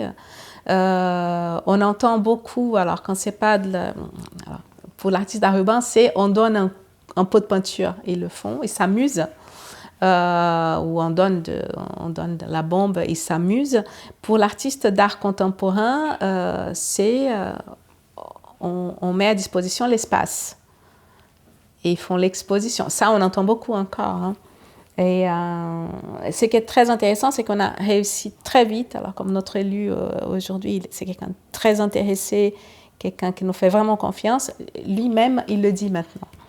Avant qu'on dise quoi que ce soit, on est technicien. Parfois, les techniciens viennent avec l'élu pour une réunion. Et quand l'élu, il entend ça de la part d'un commanditaire, d'un maire de commune, d'un quelqu'un d'un service quelconque, mon élu, il répond avant nous et dit vous savez très bien que nous rémunérons les artistes. Quoi qu'il arrive, Amiens Métropole ne travaille pas de manière sans rémunérer les artistes. Du coup, c'est assez chouette. Par contre, par rapport à la deuxième question, art contemporain, art urbain, iconique. On a toujours, alors du coup, art contemporain, art urbain, on les met toujours, on essaye d'aligner ces deux registres que pour nous, dans le discours du festival iconique, on met sous un même chapeau. Pour nous, il y a art contemporain, art d'aujourd'hui, art contemporain, c'est une chose. Et à l'intérieur de ce chapeau-là, l'art urbain, il va s'inscrire, en fait. On essaye de réduire les différences, en fait. C'est pas du tout évident, parce que ça ne dépend pas que de nous, d'un discours qu'on écrit, ça dépend de beaucoup de gens, ça dépend aussi des acteurs eux-mêmes qui vont aussi, alors, à nos côtés, essayer entre elles construire quelque chose en commun en fait. Je pense qu'aujourd'hui on est en pleine discussion de tout ça, de ces limites et de ces limitations et de ces frontières qui se sont créées entre ces deux registres. Moi, je pense qu'on est aujourd'hui dans une urgence déjà, puisqu'on parle d'art urbain aussi, de revoir la place des femmes dans le registre de l'art urbain, par exemple. On s'est rendu compte que si on n'ouvre pas l'art urbain à davantage de pratiques, on ne va pas ouvrir l'accès aux femmes à ce registre de l'art urbain, par exemple. On a plein de discussions qui nous montrent qu'on a total intérêt de créer davantage de porosité entre ces deux concepts, l'art urbain, art contemporain, en fait. On sait très bien qu'il y a beaucoup d'artistes de l'art urbain qui viennent d'une formation beaux-arts, design, école supérieure, quoi que ce soit. Du coup, ils viennent d'un registre art plastique tout court, quoi. Et ça, c'est déjà prouvé. On a beaucoup d'autodidaxie, mais l'autodidaxie, elle existe partout. Je ne sais pas. Je pense qu'il y a encore un chemin à tisser. Moi, je pense que les artistes, surtout, qui doivent se prononcer par rapport à ça, parce que c'est à partir d'eux qu'on va écrire des choses, à partir de leur discours qu'on va pouvoir affirmer certaines choses aussi. Nous, on ne peut que créer des cadres et faciliter les choses par moment. Quand on crée un festival, on fera attention à ce qu'il y ait, justement, qu'il y ait de la parité déjà, hommes-femmes. Alors du coup, et qu'il y ait de la parité art contemporain, art urbain. Moi, je parle de ça tout le temps. Cette semaine, j'étais justement tous les jours, je parlais art contemporain, art urbain, art contemporain, art urbain. Il faut qu'on ait les deux parce qu'on sait qu'il y a encore et toujours la différence. On sait qu'il y a aussi des différences même financières aussi. Je pense qu'il faut qu'on regarde ça par rapport aux manières, à ce qu'on peut appeler par moment prestations, par rapport à la rémunération des artistes dans ces deux sphères-là. Et je t'avoue, parfois je me perds. L'autre jour, j'étais avec un artiste pour un projet art urbain, art contemporain. J'étais en train de négocier la rémunération. Et je me disais, est-ce qu'on est assez juste? Est-ce qu'on propose assez à cet artiste d'art contemporain? Est-ce que c'est assez par rapport à ce qu'il est habitué à gagner, en fait? Et en fait, moi, je me perds parfois. Je ne sais pas où sont les barèmes concernant la rémunération. Je sais combien on paye pour un artiste quand il vient intervenir lors d'un colloque, d'un congrès, peu importe, une rencontre. Mais par rapport à la rémunération, concernant la création d'une œuvre, cession de droits, etc., parfois je me pose des questions, des différences entre les deux registres encore. Alors, du coup, il y a des choses, il y a beaucoup de nuances, il y a beaucoup d'éléments, mais moi je pense qu'il faut que ça vienne de la classe artistique aussi, des curateurs aussi, curatrices, un discours où ils vont s'affirmer, où ils vont essayer de créer cette porosité qui est nécessaire, qui est intéressante déjà. On voit, c'est prouvé, ce qui se passe à Nancy nous montre énormément de choses déjà.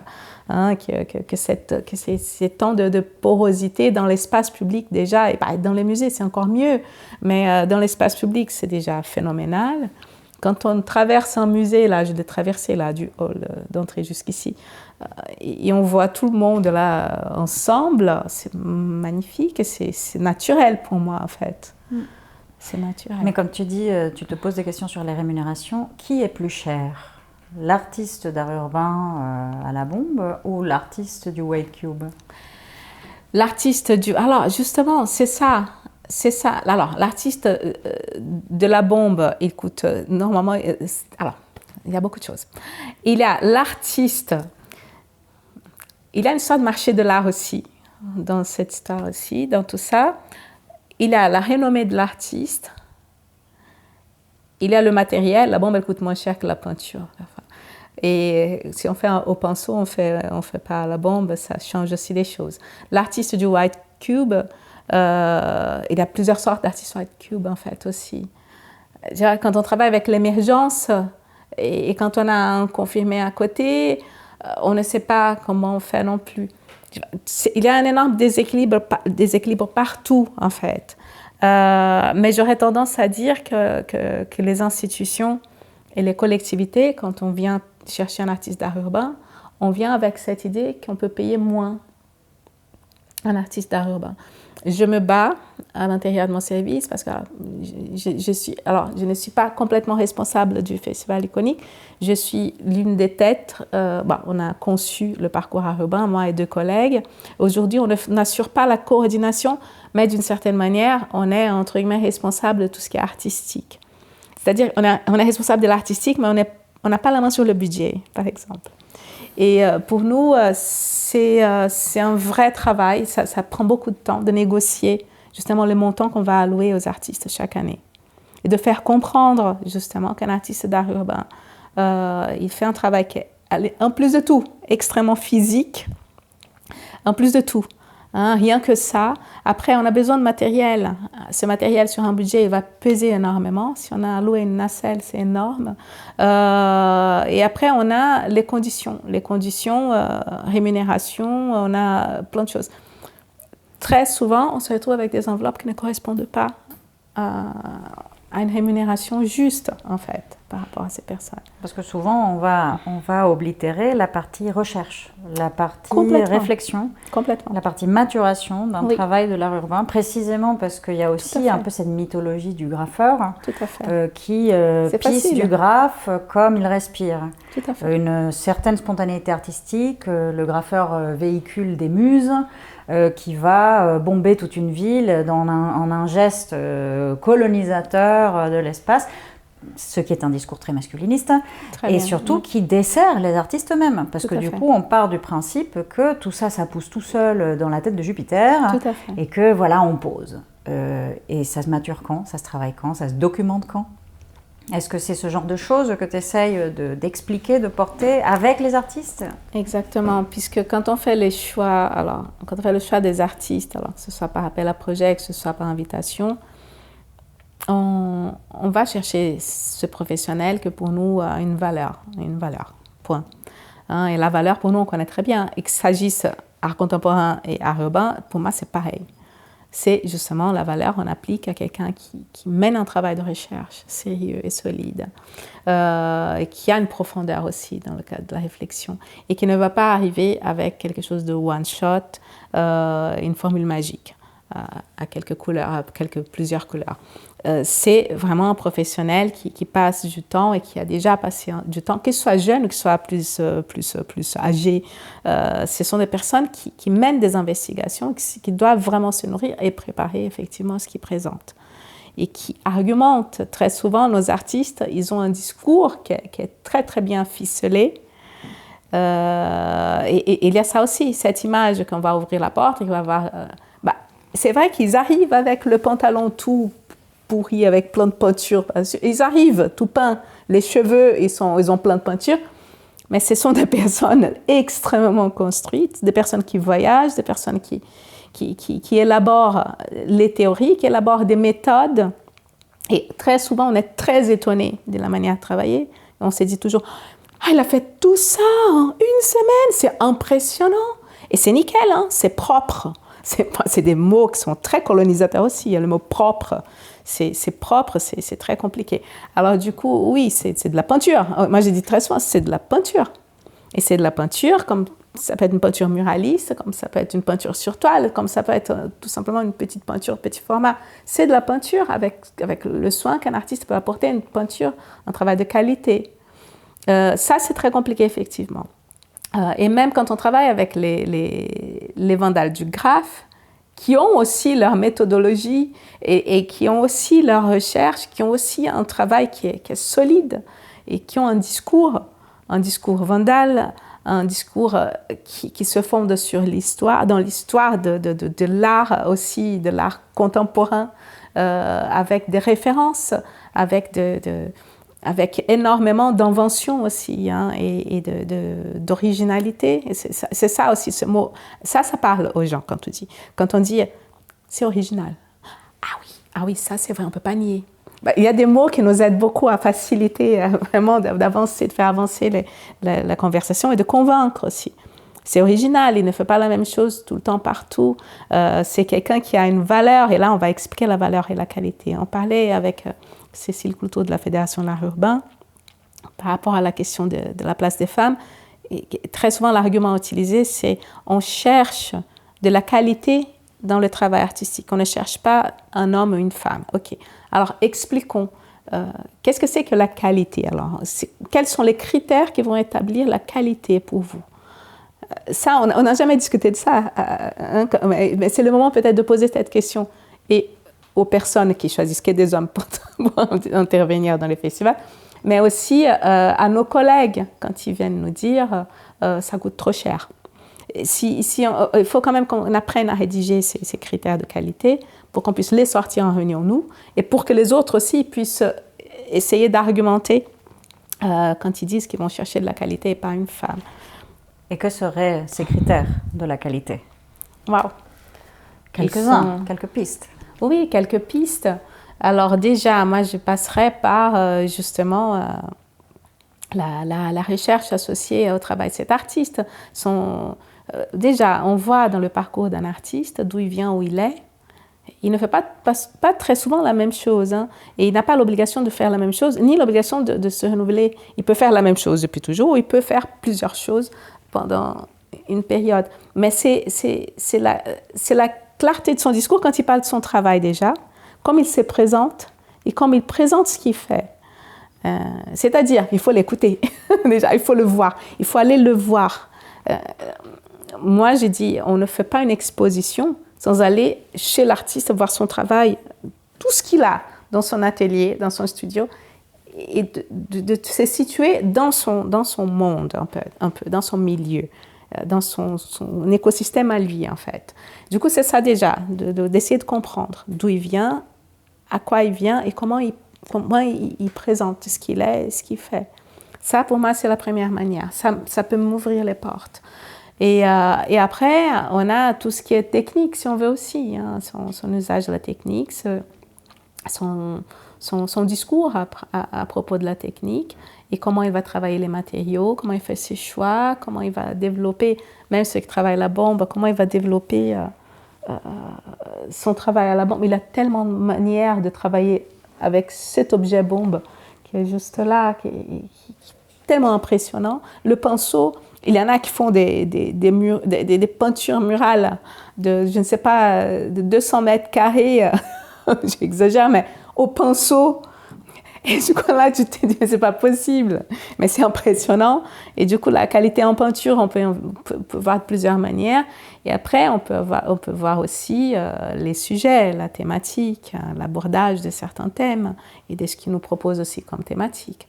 Là, je dois rédiger justement un mini compte-rendu parce que je refusais une candidature spontanée d'un artiste qui venait par des élus. Et moi, j'ai dit... j'ai tendance à être quelqu'un de très, très radical. Moi, j'ai dit, nous sommes véganes, on ne fait pas d'animaux à Amiens. Et on fait juste des fleurs grand max, on ne fait pas de peinture animalière, on ne fait pas de visage d'habitants. C'est faux, mais j'exagère. Et là, on m'a dit, est-ce que vous pouvez présenter vos arguments, les critères à Amiens pour qu'on n'accepte pas la proposition de l'artiste?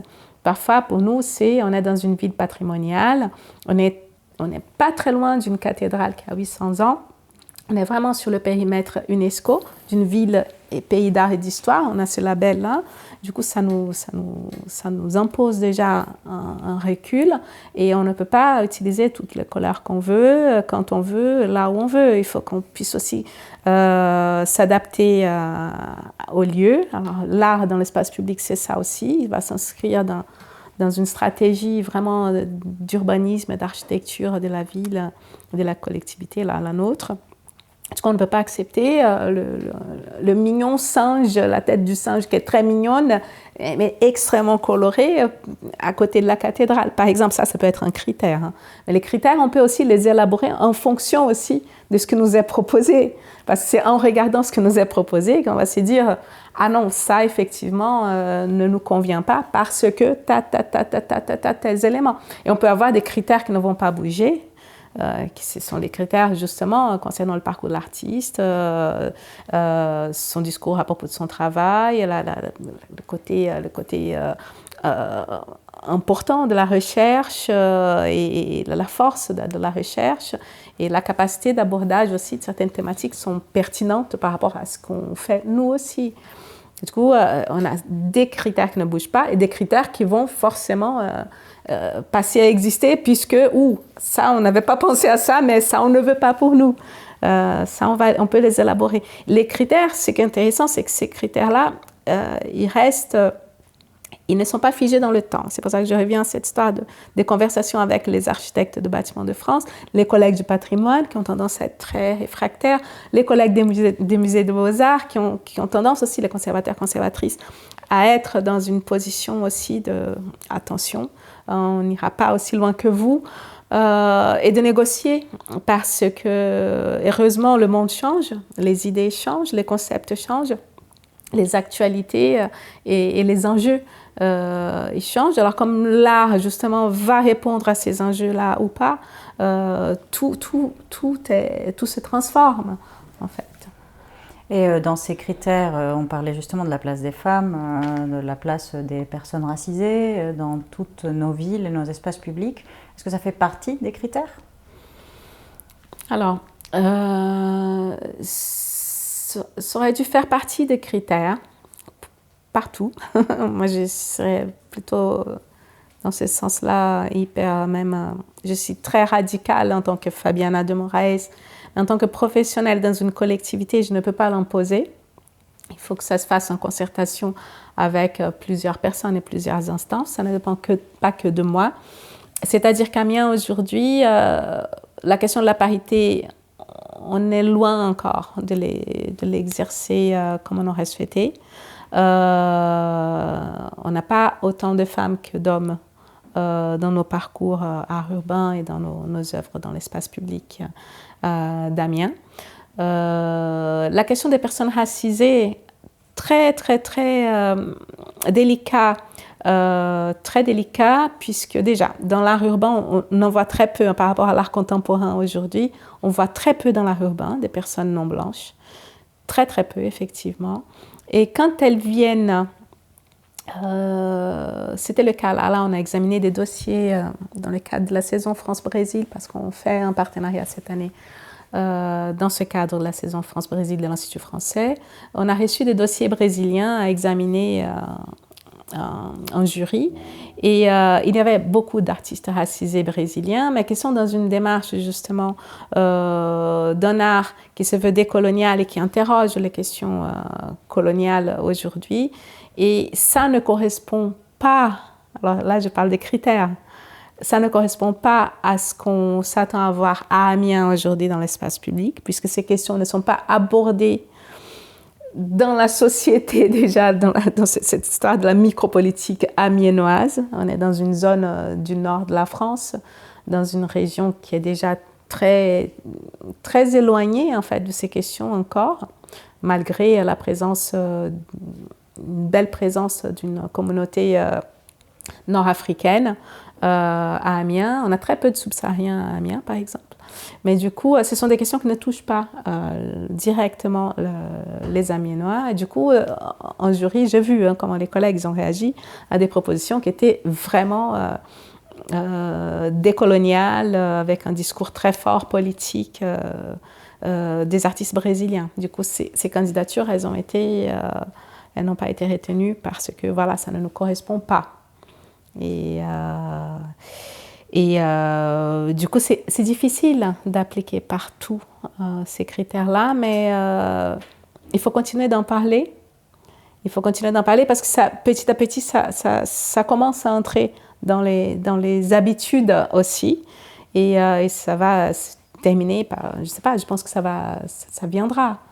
Mais aujourd'hui, je ne peux pas te dire que je suis satisfaite de ce qui se passe.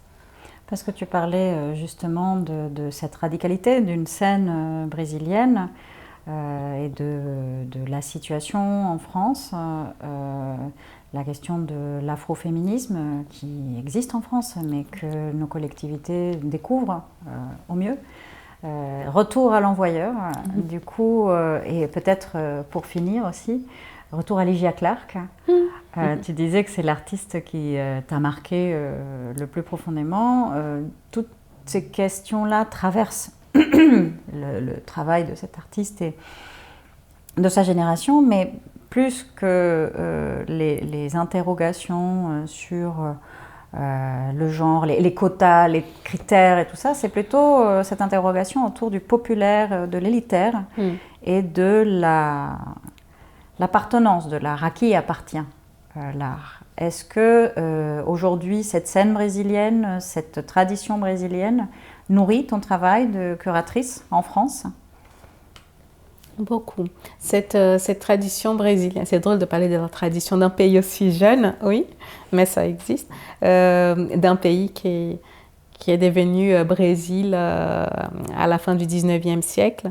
Et du coup, pour moi, c'est à la fin, parce que même si c'était au début, c'était à la fin qu'on a commencé à devenir Brésil, et avec l'abolition de l'esclavage. Et on a commencé à devenir Brésil vraiment avec cette génération dont Lygia Clark fait partie, de 1960 vers le contemporain, en venant vers le contemporain. J'apprends beaucoup avec les Brésiliens en étant en France, en fait. Et très souvent, bien sûr, ça revient dans mon travail, puisque c'est très drôle comment... Nous, par rapport à l'art moderne brésilien, c'est très drôle parce que ça ne correspond pas du tout à un modernisme européen. Le modernisme européen, c'est un modernisme qui s'est fait avec une révolution industrielle, avec une modernisation, en fait, en parallèle de la société. Le modernisme brésilien s'est fait dans l'art, inspiré du modernisme européen, mais sans modernisation, dans une situation agraire, dans une société agraire, et basée encore sur l'esclavage, des pratiques vraiment coloniales. Du coup, là, un vrai gap entre les deux modernismes, c'est-à-dire que le vrai modernisme brésilien, il s'est fait dans les années 60 avec Lygia Clark et ses amis artistes, dont Hélio Oiticic, qui est aussi un artiste plutôt, lui, côté populaire, renoué avec le populaire, c'est plutôt Hélio que Lygia. Lygia reste très bourgeoise au Brésil, elle devient beaucoup plus une artiste du relationnel quand elle vient à Paris, même travailler avec département de psychanalyse de la Sorbonne. Et là, elle travaille vraiment avec les corps des gens qui viennent travailler dans ses œuvres. Mais c'est ce modernisme brésilien-là qui vient récupérer des éléments des périphéries, des éléments de la musique, de l'afrodescendance, en fait, d'une manière globale, des habitudes, les festivités, tout ce qui est festivité dans l'espace public. Cette afrodescendance récupérée, là, surtout, elle est ici, comme Lygia Clark était là aussi, ils étaient tous ensemble avec des critiques d'art dans des appartements à Rio, où ils passaient la nuit à parler, à travailler, à discuter et à écrire. Ils ont récupéré, dans cette histoire, ils récupèrent aussi le carnaval, cette manifestation populaire par excellence, qui n'est pas juste cette histoire de plumes. Le carnaval, c'est descendre de la périphérie, descendre parce que c'est dans les collines de Rio que ces personnes périphériques, elles s'installent dans les favelas. C'est de descendre la favela, les gens de la favela vers la ville, vers Rio, vers le musée d'art moderne où Lygia Clark et elle aussi travaillaient, pour venir au musée travailler aussi avec nous. C'est ce qu'ils disaient ces artistes-là. Du coup, ce qui est très chouette, c'est qu'on est 1960, 50 et quelques, 60 à Rio, dans une démarche de venez travailler avec nous dans la rue, venez périphérie travailler avec nous dans le musée d'art moderne qui a ouvert à vous à la veille de la dictature militaire, mais bon, quand même, venez travailler, vous approprier l'art. En fait, on crée de l'art pour que vous puissiez vous habiller avec, vous puissiez manipuler, pour qu'on puisse danser ensemble et être dans l'art ensemble. Et ça, c'était 1960 au Brésil. Alors, qu'est-ce que je suis en train de faire là à Amiens ? Aujourd'hui, c'est un peu ce même mouvement, puisque là, le monde nous pousse à ça. Le monde qui essaye toujours, et là, plus encore, là, on est en Europe, une Europe fascisante, en fait, qui subit énormément de violence. Les États-Unis fascisants qui viennent aussi nous imposer des violences qui sont insupportables. On est en train de chercher dans l'art encore des réponses de manière de résister, mais de résister et de produire en même temps, de produire du symbolique fort qui va nous permettre aussi de nous relier avec les autres, en fait, avec cet autre qui est le différent, la différence. Du coup, alors comment te dire que l'art brésilien ne m'a pas influencé? L'art brésilien, il me revient tout le temps. Aujourd'hui, cet art brésilien qui est pour moi fondateur de ce que l'art contemporain brésilien est aujourd'hui, cet art des années 60 justement. Tu vois, c'est-à-dire qu'on est plein dedans. Ça me dit à chaque fois aussi que ce qui est chouette, c'est qu'on relativise, l'art nous permet de relativiser un peu cette chronologie imposée, même pour par les histoires de l'art en fait, pas l'histoire tout court. Et qu'il n'y a pas une notion de plus développée que l'autre, plus évoluée que l'autre. Tu es en retard, tel pays il est en retard et l'autre il est en avance. Non, cet art des années 60 de Rio qui font descendre les gens des favelas pour entrer dans le musée d'art moderne et de travailler avec les artistes, c'est ce même art, c'est ce même dispositif-là qu'on est en train de chercher aujourd'hui en Europe et au Brésil aussi et partout pour promouvoir la résistance, tu vois, pour donner de l'oxygène aux gens tout court, nous, humaines, tu vois, et du coup, cette politique culturelle qui m'a tellement nourrie par le ministère de la Culture au Brésil quand j'ai commencé ma première mission, c'est une politique culturelle extrêmement inspirée de la politique culturelle française, qui aujourd'hui se dit un peu en décadence, mais pour nous c'était vraiment waouh! Vive la France, vive la politique culturelle, vive la sécurité sociale aussi d'un autre côté. Mais voilà, les choses se nourrissent les unes des autres. Et cette atemporalité, elle est fondamentale aussi quand on travaille. Essayer aussi d'oublier que l'autre, il a commencé son histoire il a 500 ans et que nous, on est là depuis toujours. Et d'essayer un peu de s'aligner en oubliant un peu les disparités que parfois l'excès de rigidité d'une histoire vont nous imposer. Tu vois, je pense que c'est une manière d'être décolonial aussi, hein, c'est d'essayer d'abolir ces étapes qui nous mettent à l'écart, ces étapes chronologiques en fait.